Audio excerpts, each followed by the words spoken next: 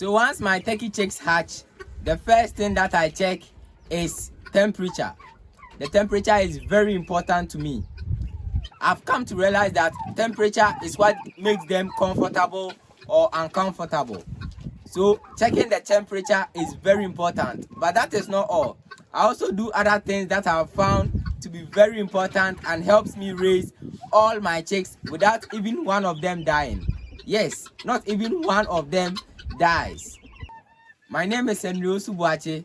Stay tuned with me as we explore some things we do that makes all our chicks survive. Welcome to Hobbs Ranch. So when the chicks hatch, I gently gather them from their mother.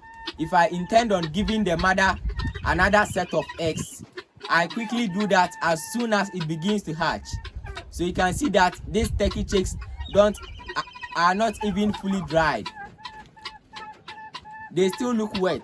But if you intend on giving the hen another eggs to hatch, you need to do this as soon as possible. Once it begins to look for food for the chicks, then it will not sit on the eggs. Check out this video to learn more on how to do continuous hatching. So I take them to the brooder house and set the temperature to at least 34 degrees Celsius. Turkeys at this stage needs high temperature. Usually with a temperature like this, they are very comfortable. These turkeys that I've brought here already have older siblings. These siblings are all less than 1 week old. They are all less than 1 week old, so they won't harm the new ones. And though you are seeing the new ones to be frail and weak, in just 1 hour time, they are going to be very strong and dried up. And you will not see them to be wet. They will be very dry and happy. So the next thing I do after taking them to the brooder house and setting a good temperature is to give them the feed. I use broiler starter. Broiler starter is very rich in protein, and when you give broiler starter to your turkeys, they grow very well and they grow fast. Aside giving them broiler starter, I make sure that they always have feed at all time. When they are chicks, it's not the time for me to be putting them on feed schedule. They'll eat once in the morning, once in the afternoon, once in the evening. No. When they are chicks, they need to eat at all time, morning, afternoon, evening. And they even have light. So they'll eat and eat and eat, and they'll grow very fast. I want them to grow very fast so that they can overcome diseases quickly. When they are chicks, they are not able to overcome diseases. So the faster they grow, the more the chances of them overcoming diseases and them surviving.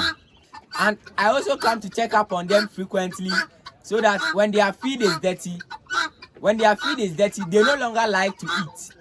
So I'll change their feed for them frequently and they will start eating again. So you see, these turkeys are no longer eating the feed. Let me change it for you to see. So you see, now they've gathered once more, and because this is a new feed, it's more appetizing and appealing to them. And you see how they are all enjoying the feed now. I don't throw the old feed away. I put it somewhere and I add new feed to it, and I use that to feed the older turkeys. So the more mature turkeys eat the feed, the leftover of the chicks plus new feed. So when I do this way, they eat and eat and eat, and in no time they quickly grow up. In just 3 days, they are strong, walking around and even jumping. Aside that, I change their water every 12 hours. Sometimes I even change it 6 hours, depending on the condition of the water. At this point, I don't give them any medication, I don't give them vitamins, I don't give them any vaccine. So I try as much as possible to go by the poultry management. When you follow simple poultry management, you won't even have to worry about diseases. I've come to realize that when I follow simple poultry management practices, cleanliness, ventilation, hygiene, heating, giving them quality feed, clean water, I don't have to worry about diseases. So I change their water to at least every 12 hours. So morning I'll change it, and in the evening I'll change it for them. Sometimes when it's around midday or 12 o'clock, I check up on if the water is clean enough. If it's not clean, I change it again. And there's an automatic drinker that we made ourselves. Check out the description below to get the link on how you can also make your automatic drinker. When the water fills the container below, the water stops coming out, but there's still water in the container. So while the turkey chicks are drinking, the water will be filling up, it will be filling up, it will be filling up till it all finishes. Just like the water that we buy at the shop do. So check out this video to make your own drinker at home. It's very simple to make.